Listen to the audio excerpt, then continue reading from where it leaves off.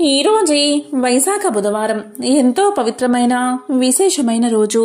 మరి ఇంతటి విశేషమైన రోజు ఈ కథను విన్నా, చదివినా, చెప్పినా, వినిపించినా జన్మల పాపాలు తొలగి కోటి జన్మల పుణ్యం వస్తుంది, సకల శుభాలు కలుగుతాయి. మరి ఆ కథలేంటో ఇప్పుడు ఈ వీడియోలో తెలుసుకుందాం. సనాతన సాంప్రదాయం ప్రకారం ఏ పూజలు చేపట్టినా, ఏ యజ్ఞయాగాదులు చేపట్టినా వినాయకుడికే తొలి పూజ చేసి ఆ తరువాత మిగిలిన క్రతువులను కొనసాగించడం ఆనవాయితీ. పార్వతీ పరమేశ్వరుల కుమారుడైన వినాయకుడు ప్రమద గణాలకు ఆధిపత్యం పొందినందున గణపతిగా, విఘ్నాలను నివారించే దేవుడు కనుక విఘ్నేశ్వరుడిగా పూజలు అందుకుంటున్నాడు. పార్వతీదేవి తయారు చేసిన వినాయకుడు శివుడి చేతిలో ప్రాణాలు కోల్పోగా ఏనుగు తలను తగిలించి తిరిగి బతికించినందున గజానుడిగా ఒకే దంతం మిగిలినందున ఏకదంతుడిగా మోదకాలంటే ఇష్టం కలిగినవాడు కావడంతో మోదక ప్రియుడిగా పెద్ద ఉదరం కలిగి ఉన్నందున లంబోదరుడిగా, మూషికాన్ని వాహనంగా చేసుకున్నందున మూషిక వాహనుడిగా, స్కందుడిగా పేరు పొందిన కుమారస్వామికి అన్న అవడం వల్ల స్కందాగ్రజుడిగా వినాయకుడు వినతికెక్కాడు. ఎంతో విశిష్టమైన ఈ బుధవారం రోజు స్కాంద పురాణంలోని ఈ కథను వింటే ఆ వినాయకుడి ఆశీస్సులు కలుగుతాయి. స్వర్గలోకం సకల భోగాలకు నిలయం. భూలోకంలో జీవితాంతం అలాంటి భోగాలను అనుభవించడం అసాధ్యం. జరా మరణాలతో కూడిన మధ్య జీవితం కంటే స్వర్గాన్ని చేరి అమర సౌఖ్యాలను అనుభవిస్తేనే కదా సార్థకదా అనుకున్న మానవులు ఘోర తపస్సులు ఆచరిస్తూ తపఫలితంగా ఒక్కొక్కరే స్వర్గానికి వెళ్లసాగారు. స్వర్గంలో దేవతల కంటే మనుషులే ఎక్కువైపోయారు. స్వర్గంలో తమ ఆధిక్యత పెరగడంతో మానవులు ఏకంగా దేవతల మీద ఆధిపత్యాన్ని చలాయిస్తూ స్వైర విహారం చేయడం ప్రారంభించారు. మానవులంటేనే దేవతలు భయపడే పరిస్థితి దాపరించింది. మానవులకు భయపడుతూ బతకడం దుస్సాహంగా ఉందని, వాళ్లను ఎలాగైనా నియంత్రించాలని స్వర్గంలోని దేవతలంతా దేవేంద్రుడితో మొరపెట్టుకున్నారు.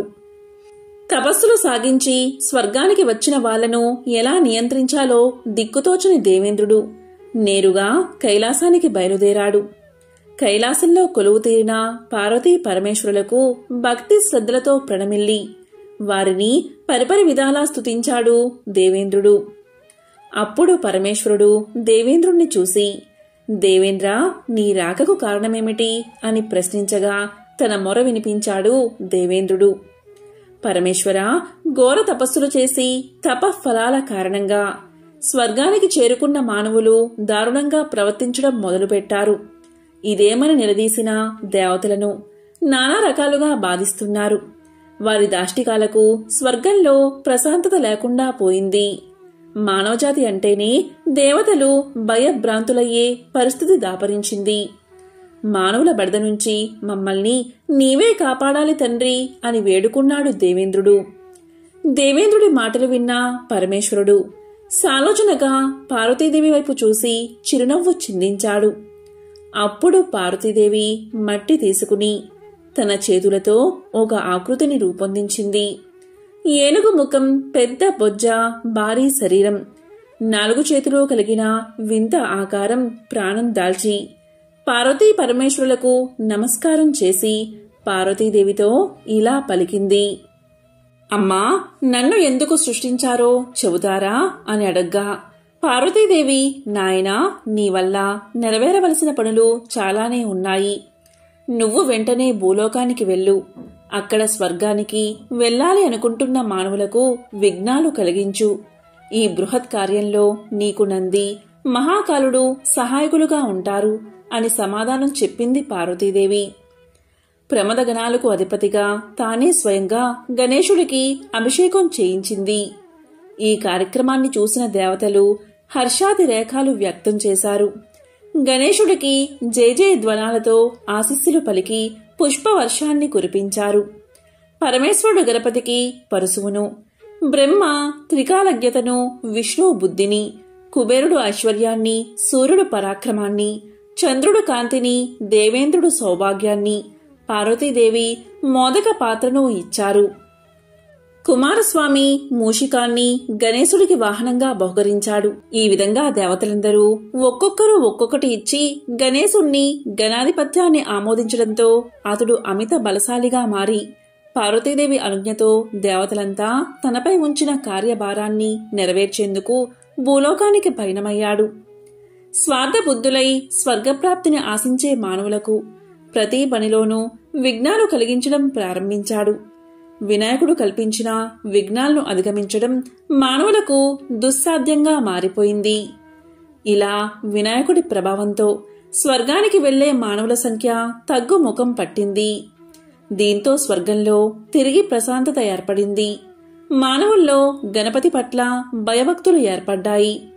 అందుకే ఏ పని మొదలుపెట్టినా విఘ్నాలు తొలగించుకోవడం కోసం వినాయకుడికి తొలి పూజలు చేయడం ప్రారంభించారు. భక్తి శ్రద్ధలతో పూజించి వినాయకుడి అనుగ్రహం పొందినవారు తలపెట్టిన పనులు నిర్విఘ్నంగా పూర్తవుతాయని, ఆయనకు ఆగ్రహం కలిగిస్తే విఘ్నాలు తప్పవు అనే నమ్మకం బలపడింది. వినాయకుడి ముందు గుంజీలు తీయడం ఆచారంగా వస్తుంది. మరి వినాయకుడి ముందు గుంజీలు ఎందుకు తీస్తారు అని చెప్పే ఒక పురాణ కథను ఇప్పుడు తెలుసుకుందాం. ఈ కథను విన్నంతనే సకల దరిద్రాలు తొలగి సకల శుభాలు కలుగుతాయి. మరి ఆ కథ ఏంటో ఇప్పుడు తెలుసుకుందాం. పార్వతీదేవికి శ్రీ మహావిష్ణువు సోదరుడు. అందుకే పార్వతీదేవిని నారాయణి అని పిలుస్తారు.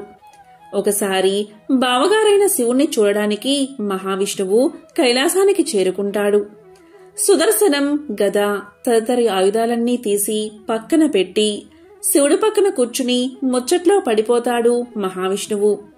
ఆ సమయంలో అక్కడే ఆడుకుంటున్న బాలగణపతి స్వర్ణకాంతులతో దగదగా మెరుస్తున్న సుదర్శన చక్రాన్ని తీసుకుని అమాంతం అప్పడంలా నోట్లో వేసుకుని మింగేశాడు. శివుడితో కబుర్లలో మునిగిన విష్ణువు దీన్ని గమనించలేదు. కొద్దిసేపటి తర్వాత తన ఆయుధాలు ఉంచిన చోట చూస్తే సుదర్శన చక్రం కనిపించలేదు. ఎక్కడ ఉంచానో మరిచానేమో అని సుదర్శనం కోసం వెతకడం ప్రారంభించాడు మహావిష్ణువు. విష్ణు వెతుకులాడుతూ ఉండడం చూసిన వినాయకుడు ఇలా పలికాడు, మామా, దేనికోసం వెతుకుతున్నావు అని అడగ్గా మహావిష్ణువు ఇలా అన్నాడు, నా సుదర్శన చక్రం ఎక్కడ పెట్టానో మర్చిపోయాను, దానికోసమే వెతుకుతున్నాను, నువ్వేమైనా చూసావా అని అడిగాడు విష్ణువు. అప్పుడు వినాయకుడు నవ్వుతూ, ఓహో సుదర్శనమా, దాన్ని ఇప్పుడే నేను మింగేశానుగా అని సమాధానం చెప్పాడు. బాలుడైన వినాయకుణ్ణి ఏమీ చేయలేక తన చక్రాన్ని తిరిగి ఇచ్చేయమని నానా రకాలుగా బతిమాలుకున్నాడు మహావిష్ణువు. ఈ విధంగా మహావిష్ణువు బతిమాలుతున్న కొద్దీ నవ్వుతూ అతన్ని ఆట పట్టిస్తాడు గణపతి. అప్పుడు అంతటి మహావిష్ణువు తన కుడి చేత్తో ఎడమ చెవిని, ఎడమ చేత్తో కుడి చెవిని పట్టుకుని గుంజీలు తీయడం మొదలుపెట్టాడు. విష్ణువు గుంజీలు తీస్తుంటే విచిత్రంగా అనిపించడంతో వినాయకుడు పగలబడి నవ్వుతాడు. ఇలా విపరీతంగా నవ్వడంతో అతని కడుపులో ఉన్న సుదర్శన చక్రం నోటి నుంచి బయటపడుతుంది. వెంటనే విష్ణువు ఆ చక్రాన్ని తీసుకుని ఊపిరి పీల్చుకుంటాడు. సాక్షాత్తు శ్రీ మహావిష్ణువు అంతటివాడు వినాయకుడి ముందు గుంజీలు తీయడంతో వినాయకుడి ముందు గుంజీలు తీసే ఆచారం ఆచరణలోకి వచ్చింది. ఈ విధంగా వినాయకుడి ముందు గుంజీలు తీసి ఆయన్ని వేడుకుంటే ఏం కోరుకున్నా నెరవేరుస్తాడని భక్తుల నమ్మకం. వినాయకుడికి సంబంధించిన మరొక విశేషమైన కథను ఇప్పుడు తెలుసుకుందాం. ఒకసారి దేవతలంతా ఇంద్రసభలో సమావేశమయ్యారు. ఇందులో గంధర్వులు, కిన్నెరలు, అప్సరసులు సైతం పాల్గొన్నారు. ఓ విషయంపై తీవ్రమైన చర్చ జరుగుతూ ఉండగా క్రౌంచుడు అనే గంధర్వుడు సభకు భంగం కలిగించేలా ప్రవర్తించాడు. చర్చలో అనేక మంది పాల్గొన్నా అప్సరసులతో పరాచకాలు ఆడుతూ సభకు అంతరాయాన్ని కలిగించాడు. క్రౌంచుడి తీరును శ్రీ మహావిష్ణువు మొదట పరోక్షంగా హెచ్చరించినా అతను పట్టించుకోలేదు. దీంతో ఇంద్రుడు ఆగ్రహించి తక్షణమే ఎలుకగా మారమని శపించాడు. తన తప్పును మన్నించమని గంధర్వుడు కోరుకున్నా ఫలితం దక్కలేదు. మూషికంగా మారిన తర్వాత కూడా తన ప్రవర్తనతో దేవతలకు విసుగు తెప్పించాడు. దీంతో ఇంద్రుడు అతన్ని దేవలోకం నుంచి తరిమేయాలని ఆదేశించాడు. దీంతో దేవలోకంలోని భటులు అతన్ని తరిమేయడంతో భూలోకంలో పరాశర మహర్షి ఆశ్రమానికి చేరుకున్నాడు. ఆశ్రమంలోనూ ఋషులకు ఇబ్బందులు కలిగించి ఒకరోజు ఆశ్రమానికి విచ్చేసిన వినాయకుణ్ణి కూడా విడిచిపెట్టలేదు. దీంతో విసిగిపోయిన పరాశరుడు అతన్ని వదిలించుకోవడానికి ఒక మార్గాన్ని సూచించమని వినాయకుణ్ణి అడిగాడు. పరాశరుడి కోరిక మన్నించిన వినాయకుడు ఆ ఎలుకపై దాడికి సిద్ధపడ్డాడు. దీంతో గణేశుడు తన పాశాన్ని మూషికంపై ప్రయోగించగా అది క్రౌంచుని మెడకు చుట్టుకుని ఆయన చెంతకు తీసుకొచ్చింది. దీంతో భయపడిపోయిన క్రౌంచుడు క్షమించమని కోరుకున్నాడు. క్రౌంచుణ్ణి క్షమించిన వినాయకుడు మళ్లీ పొరపాటు చేయవద్దని హెచ్చరించాడు. అయితే క్రౌంచుడు తనకు శాప విముక్తి కలిగించమని ప్రాధేయపడ్డాడు. అయితే ఇంద్రుడి శాపానికి తిరుగులేకపోవడంతో దాన్ని భర్తీ చేసే దిశగా ఆశీర్వదించాడు వినాయకుడు. ఈ ప్రతిపాదనకు ఎలుక కూడా అంగీకరించడంతో తన వాహనంగా చేసుకున్నాడు వినాయకుడు. ఏ కార్యం ప్రారంభించినా ఆదిదేవుడు వినాయకుణ్ణి పూజించడం ఆనవాయితీ కాబట్టి గణేశుడితో పాటు పూజలందుకునే వరాన్ని క్రౌంచుడికి ప్రసాదించాడు ఆ వినాయకుడు. దీంతో గంధర్వుడైన క్రౌంచుడు వినాయకుడికి వాహనంగా మారాడు. ఇక్కడ మరొక సమస్య వచ్చిపడింది. వినాయకుడి బరువును మొయ్యలేను కాబట్టి తేలికగా మారమని కోరాడు క్రౌంచుడు. దీంతో వినాయకుడు క్రౌంచుడి కోరిక మన్నించి వాహనంగా మారే సమయంలో తన బరువును మోయగలిగేలా వరాన్ని ప్రసాదించాడు. ఎంతో విశేషమైన ఈ రోజు వినాయకుడు తన భక్తుడికి 1000 వరహాలు ఎలా ఇచ్చాడో తెలిపే ఈ పవిత్ర కథను వింటే చాలు. పేదరికం తొలగిపోతుంది, ఎన్నటికీ తరగని ఐశ్వర్యం వస్తుంది. ఎంతో అదృష్టం ఉన్నవారే ఈ కథను వినగలుగుతారు. విఘ్నేశ్వర క్షేత్రంగా వాతాపి నగరం దేశాంతరాల్లో పేరు పొందుతున్న కాలంలో పావనమిశ్రుడు అనే ఒక పండితుడు సాయంకాలంలో వాతాపి గణపతి ఆలయ మండపంలో పిల్లలకు విఘ్నేశ్వరుడికి సంబంధించిన కథలను చెబుతూ ఉండేవాడు. ఆ మండపం గోడలపై విఘ్నేశ్వరుడి కథలు చిత్రాలుగా చిత్రీకమై ఉన్నాయి. ఆ చిత్రాలలో వినోదకరమైన ఒక చిత్రాన్ని పిల్లవాడు గురువుగారికి చూపించి ఆ కథ చెప్పమన్నాడు.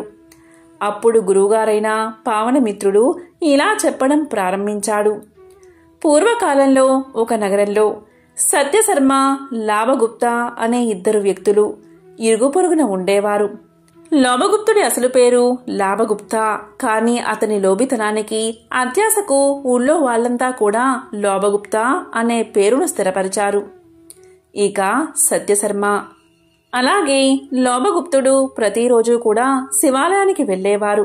సత్యశర్మ గర్భగుడిలోకి వెళ్లే దారిలోనే ఉన్న విఘ్నేశ్వర విగ్రహం ముందు ప్రణమిల్లి స్తోత్రగానం చేశాక శివదర్శనం చేసుకుని వెళ్లేవాడు. కాని లోభగుప్తుడు గర్భాశయంలోకి ప్రవేశిస్తూనే శివలింగం ముందు చాగిలపడి కోటి లాభాలు చేకూర్చమని చాలాసేపు అలాగే ధ్యానిస్తూ ఉండేవాడు. ఒకనాడు సత్యశర్మ శివదర్శనం చేసుకుని వెళ్తూ ఉండగా లోభగుప్తుడు వస్తున్న సమయంలో నంది విఘ్నేశ్వరుడితో ఇలా పలికింది. విఘ్నేశ్వర, నీ భక్తుడు సత్యశర్మ చాలా డబ్బు అవసరంలో ఉన్నాడు. అతన్ని ఆదుకోవలసిన అవసరం నీదే కదా అన్నాడు. ఈ సాయంకాలానికి అతనికి 1000 వరహాలు అందిస్తాను అని విఘ్నేశ్వరుడు చెప్తూ ఉన్నాడు. ఈ రాతి విగ్రహాలు మాట్లాడుకుంటున్న మాటలు ఆశ్చర్యంతో లోభగుప్తుడు విని క్షణం ఆలస్యం చేయకుండా సత్యశర్మ ఇంటికి వెళ్లి ఇలా అన్నాడు. శర్మ, నువ్వేదో అవసరంలో ఉన్నట్టున్నావు. 500 వరహాలు ఇస్తాను, తీసుకో అని చెప్పి వెళ్లి డబ్బు మూట పెట్టాడు.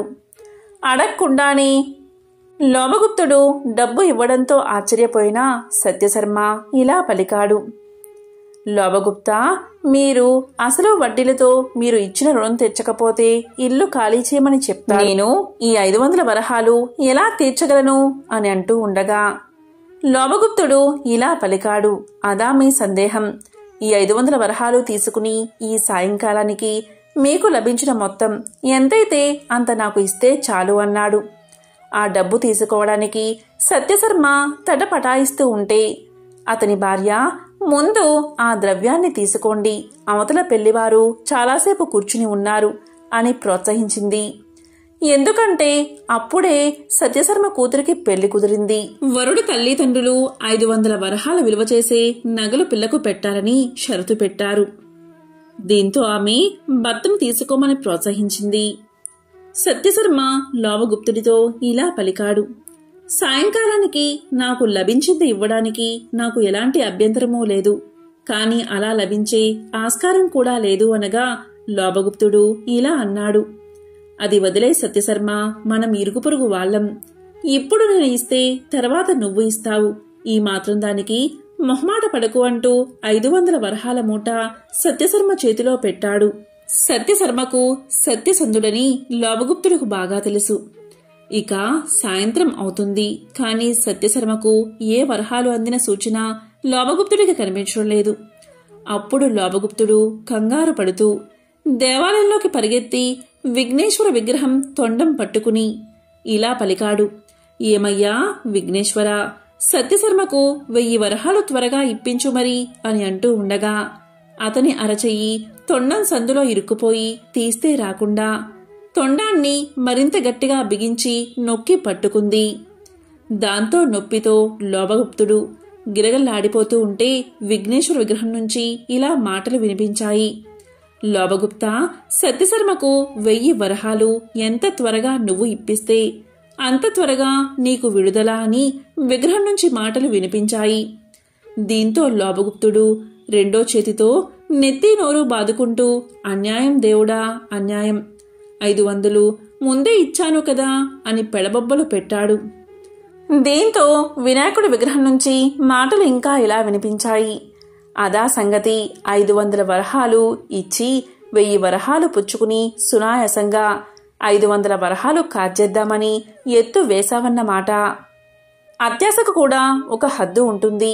నీ దురాశకు ప్రాయచిత్తంగా సత్యశర్మకు మిగతా 500 వరహాలు ఇవ్వడమే కాదు, అతడుకు ఇచ్చిన రుణాన్ని చెల్లుపెట్టి అతని కుమార్తె వివాహం నీ సొంత ఇంటి పెళ్లిగా జరిపించు అని విఘ్నేశ్వర విగ్రహం నుంచి గంభీర గర్జన వినిపించింది. తరువాత లోభగుప్తుడు క్షణాల మీద తన వారిని పిలిపించి సత్యశర్మకు మిగతా 500 వరహాలు ఇప్పించి అతని రుణానికి చెల్లు పెట్టించి అతని కూతురు పెళ్లి ఖర్చు అంతా పెట్టుకుంటానని ప్రమాణం చేశాక అతని చెయ్యి యువతలికి వచ్చింది. లోబికి మంచి శాస్తి జరిగిందని ఊరంతా కూడా చెప్పుకున్నారు. తరువాత లోభగుప్తుడు సత్యశర్మ కుమార్తె వివాహాన్ని అంగరంగ వైభవంగా జరిపించాడు. తన సొంత కూతురు వివాహం ఎలా చేస్తాడో అలాగే జరిపించాడు. అప్పట్నుంచి బుద్ధి తెచ్చుకుని లోభాన్ని విసర్జించి అన్యాయంగా ఆర్జించిన ఆస్తిని దాన ధర్మాలకు ధర్మ కార్యాలకు వినియోగించి విఘ్నేశ్వరుడుకు ప్రీతి పాత్రుడై గొప్ప ధార్మికుడు అనిపించుకున్నాడు. ఈ విధంగా కథను వివరించి పావనమిత్రుడు పిల్లలకు విఘ్నేశ్వర నైవేద్యాన్ని అందించాడు. దీంతో పిల్లలు ప్రసాదాన్ని నోట్లో వేసుకుని ఆనందంగా కేరింతలు కొడుతూ ఇళ్లకు పరిగెత్తారు. పూర్వకాలంలో ఒక అరణ్యంలో భార్యాభర్తలు ఇద్దరూ కలిసి ఒక చిన్న కుటీరాన్ని నిర్మించుకుని దానిలోనే నివసిస్తూ అక్కడికి దగ్గరలోనే ఉన్నటువంటి భూమిని సేద్యం చేస్తూ ధాన్యాన్ని పండిస్తూ ఆ ధాన్యంతోనే అటుగా వచ్చే అతిథులకు అన్నదానం చేస్తూ విశేషమైన పుణ్యాన్ని సంపాదించుకున్నారు. ఆ అరణ్య ప్రాంతంలోనే అనీంద్రుడు అనే మూషికరాజు, మూషికము అంటే ఎలుక, తన భార్యా బిడ్డలతో కలుగులో నివసిస్తూ ఉండేవాడు. మూషికము క్రోధ, లోభ, మద మాత్సర్యాది దురాభిమానాలకు ప్రతీక. అంతేకాదు రజో తమో గుణాలకు ప్రతిరూపం. ఈ 2 గుణాల కలయిక వినాశానికి సంకేతం. దీనికి గర్వం, అహంకారం అధికంగానే ఉంటాయి. ఈ దుర్గుణాలు అన్నిటినీ పునికి పుచ్చుకున్న మూషికరాజు అయినటువంటి అనీంద్రుడు తన భార్యా పిల్లలతో కలిసి మహర్షి దంపతుల పంటను నాశనం చేస్తూ ఉండేవాడు. అదిరించే లోపనే రెప్పపాటులోనే కలుగులో దూరి మాయమైపోయేవాడు. పండిన పంటలో 3వ వంతు పంట ఈ మూషికం కారణంగా నాశనమైపోయి 1 వంతు పంట మాత్రమే మిగిలేది. దీంతో మహర్షి భార్య ఎంతగానో బాధపడుతూ ఒకసారి భర్తతో ఇలా అంటుంది, ఏమండి, మనం శ్రమించి పండిస్తున్న పంటలో మూడవ వంతు ఆ మూషికం వల్ల పాడైపోతుంది. మనకు పంట బాగా మిగిలితే అన్నదానం బాగా చేస్తాం కదా, కాబట్టి ఆ మూషికాన్ని వదిలించుకోవడానికి ఒక పిల్లిని పెంచుకుందామా అని అడుగుతుంది. భార్య మాటలు విన్న మహర్షి ఇలా అంటాడు, చూడు, మూషికాల బెడద వదిలించుకోవడానికి మనం పిల్లిని పెంచుతాం. అది ఎలుకను చంపుతుంది కాబట్టి అది చేసిన పాపం మనకే చుట్టుకుంటుంది. ఆ తరువాత ఆ పిల్లి పాలు పెరుగు పడగొడుతూ ఉంటుంది. దాన్ని అదుపులో ఉంచడానికి కుక్కను పెంచాలి. ఆ పాపం కూడా మనకే చుట్టుకుంటుంది. సునకానికి అంటే కుక్కకు ఆహారంలో మాంసం పెట్టాలి. అందుకోసం జీవహింస చెయ్యాలి. అది ఇంకా మహాపాపం. ఇలా ఒకదాని వెంట మరొక పాపం చేసే బదులు ఆ మూషికాలని మన అతిథులు అని అనుకో. అప్పుడు వాటికి ఆహారమూ లభిస్తుంది, మనకి ఆతిథ్య ఫలం కూడా దక్కుతుంది. ఈ విధంగా మహర్షి సమాధాన పరిచిన మీదట ఆయన భార్య ఎంతగానో సంతోషించి ఆ మూషికాల విషయం పట్టించుకోవడమే మానేసింది. ఇలా సాత్విక స్వభావంతో ఆలోచిస్తే రజో తమోగుణ రూపమైన మూషికరాజైన అనింద్రుడు తన స్వభావిత గుణాల చేత వేరేలా ఆలోచించాడు. మహర్షి ఇంటిలోకి ప్రవేశించి వారి దుస్తులను కొరికి పాడు చేసేవాడు. వానప్రస్థ ఆశ్రమ జీవితాన్ని గడుపుతున్న ఆ మహర్షి దంపతులు తమకున్న కొద్దిపాటి నారబట్టలను మూషికాలు కొరికి పాడు చేస్తున్నా ఆ చిరిగిన బట్టల్నే కట్టుకుంటూ కాలాన్ని గడుపుతూ ఉన్నారు.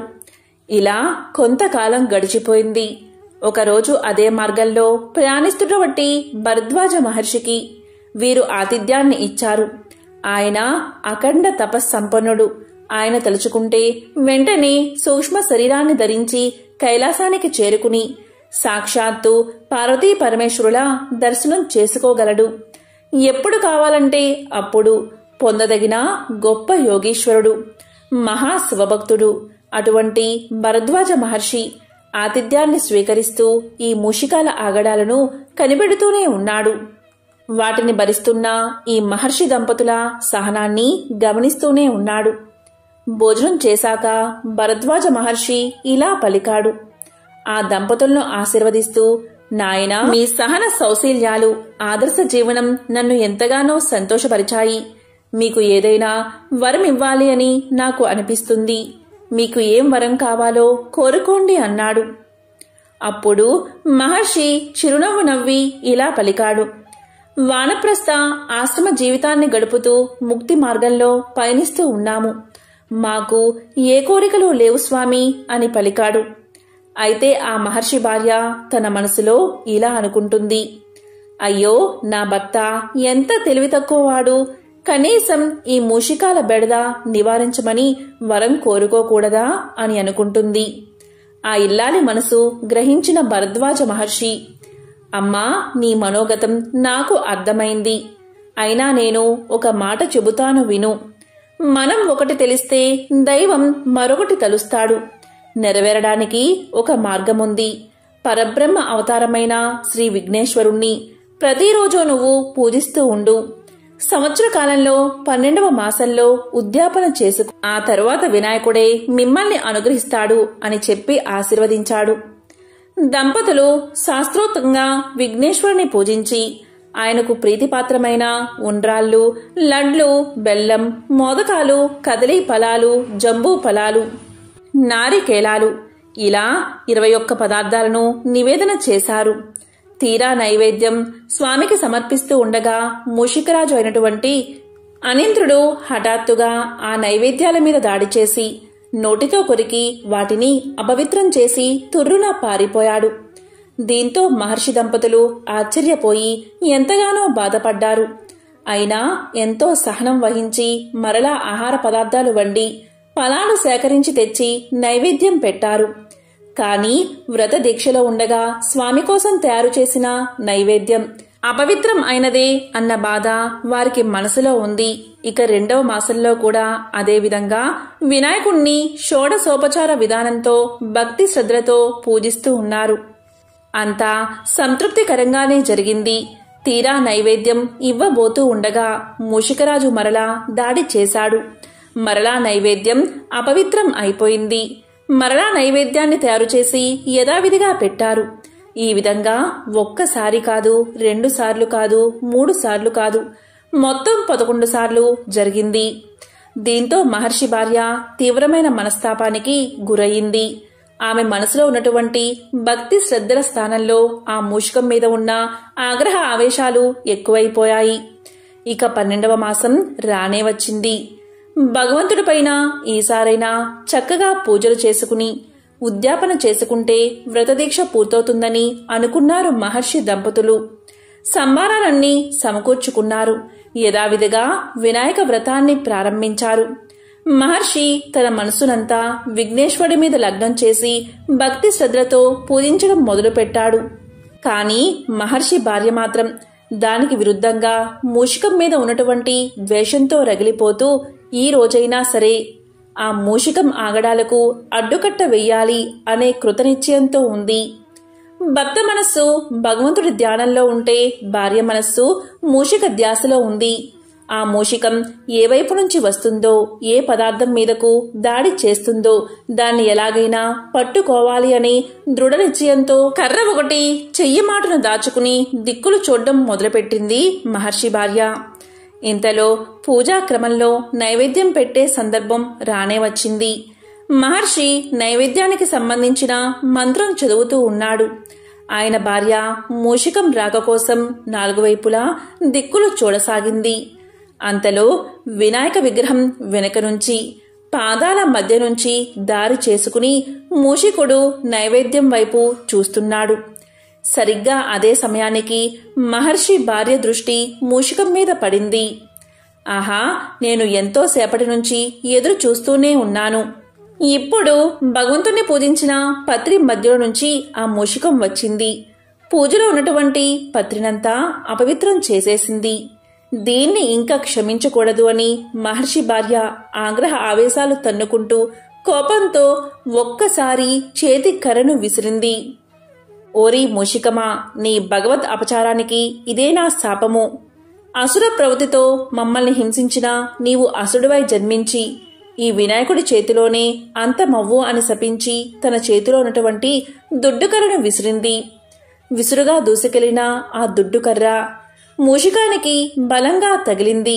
ఆ దెబ్బకి మూషికుడు గిలగిలా తన్నుకుంటూ వినాయకుడి పాదాల ముందు పత్రిలో ప్రాణాన్ని వదిలాడు. అంతవరకు భగవన్నామస్మరణలో భగవద్ధ్యానంలో నిమగ్నమై ఉన్న మహర్షి ఆ అనూహ్యమైన సంఘటనకు ఒక్కసారిగా చలించిపోయాడు. భార్య చేసిన కిరాతకం ఆయన హృదయాన్ని కలిచివేసింది. ఆయనలో సహనం కట్టలు తెంచుకుని ఆగ్రహం బయటకు వచ్చింది. అప్పుడు మహర్షి ఇలా పలికాడు. ఓసే పాపాత్మురాలా, కర్మ బంధాలను తెంచుకునే మార్గమే ఈ వానప్రస్థ ఆశ్రమం. ఈ విషయం నీకు తెలిసి కూడా నువ్వు సామాన్య మానవురాలు వలె ఒక ముష్కం మీద కోపాన్ని పెంచుకుని దాన్ని శపించావు. దాని చావుకు నువ్వు కారకురాలివి అయ్యావు. జీవహింస చేయడం మహాపాపం. ఆ పాపం నశించిపోవాలి అంటే నువ్వు కూడా మరొక జన్మ ఎత్తి ఈ మూషికాసుడు చేతిలోనే అపహరించబడతావు. నీ అకారణ ద్వేషానికి పాపానికి ఇదే తగిన శిక్ష అని శపించాడు. మహర్షి మాటలు విన్న ఆమె ఎంతగానో బాధపడుతూ, స్వామి, చాలా కాలంగా ఆ మూషికం మనల్ని బాధిస్తూనే ఉంది. నైవేద్యాలను అపవిత్రం చేస్తున్నా సరే నేను సహిస్తూనే వచ్చాను. ఈరోజు వ్రతం సమాప్తి అయ్యే రోజు, ఉద్యాపన కూడా చెయ్యాలి కదా. ఈ రోజైనా సరే దాన్ని తరిమేసి నైవేద్యం అపవిత్రం కాకుండా కాపాడాలని నేను చూస్తూ ఉంటే అది ఏకంగా భగవంతుడి పాదాల మధ్యనే చేరి ఆయనకు మనం పూజ చేసిన పవిత్రమైన పత్రిని అపవిత్రం చేసింది. నన్ను ఇన్ని రోజుల నుంచి ఎంతగానో బాధ పెట్టింది. నేను దాన్ని దండించాలి అని అనుకోవడం తప్పెలా అవుతుంది అని ప్రశ్నించింది. దానికి మహర్షి ఇలా పలికాడు. ద్వేషం, పగ, క్రోధం ఇవన్నీ దుర్గుణాలు. వీటికి అహంకారమే కారణం. దీనికి మినహాయింపు ఉండదు. వానప్రస్థ ఆశ్రమాన్ని గడుపుతున్న మనకు శాంతి, సహనము, భూతదయ, అహింస పాటించడం మనకు ధర్మం. వాటిని ఈరోజు నువ్వు మర్చిపోయావు. అతిథి సేవ మన కర్తవ్యం. అంటే మానవుడే కాదు, సర్వజీవులు కూడా అతిథులే. ఈ మూషికం కూడా మనకి అతిథి లాంటిదే అనే నేను ఏనాడో నీకు చెప్పాను. నువ్వు నా మాటను మర్చిపోయావు. పరబ్రహ్మమే సర్వజీవుల్లో నివసిస్తూ ఉంటాడు. ఆ సత్యాన్ని నువ్వు మర్చిపోయావు. మూషిక రూపంలో నైవేద్యాన్ని ఆరగించడానికి వచ్చిన భగవంతుడిని గుర్తించలేక అది మామూలు జంతువు అనే భావంతో, క్రోధంతో దాని మీదకు కర్ర విసిరి హింసించావు. పైగా శపించావు.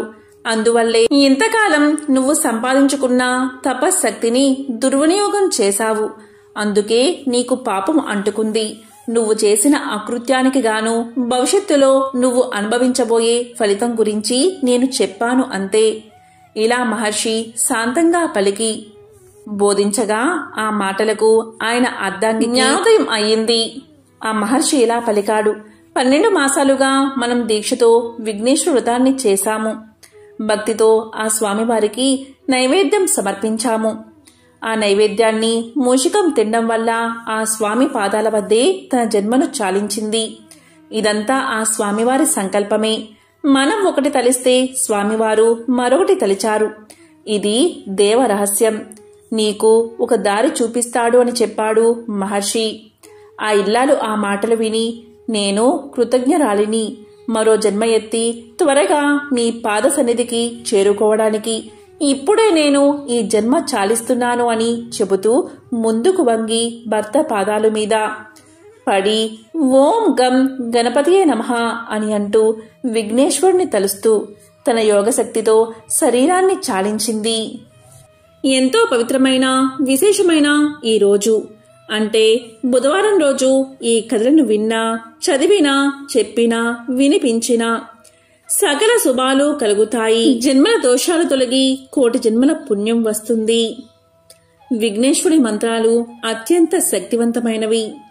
హిందూ సాంప్రదాయం, శైవం, వైష్ణవం అన్ని ప్రాంతాల్లోనూ, అన్ని ఆచారాల్లోనూ వినాయకుడి ప్రార్థన, పూజ సాధారణం. ఓం గం గణపతియే నమః ఈ మంత్రం చాలా విశేషమైనది. అంటే దేవతల ప్రభువుకు వందనం చేస్తున్నామని అర్థం. గణపతి మూలాధార చక్రానికి అధిపతి. అందువల్ల ఈ మంత్రంతో మూలాధార చక్రానికి శక్తి లభించి ఉత్తేజితమవుతుంది. ఈ మంత్రాన్ని జపించడం వల్ల ఆటంకాలు తొలగిపోతాయి. ఓం శ్రీం హ్రీం క్లీం గ్లౌం గహ గణపతియే నమః ఈ మంత్రం కూడా చాలా శక్తివంతమైనది. దీన్ని శుచి శుభ్రతలతో 21 సార్లు పఠిస్తే, ఉచ్చారణ లోపం లేకుండా స్వామిని పూజిస్తే సకల శుభాలు కలుగుతాయి. కోరిన కోరికలు నెరవేరతాయి. స్వామి అనుగ్రహం మీకు కలుగుతుంది. ఓం గం గణపతియే నమః.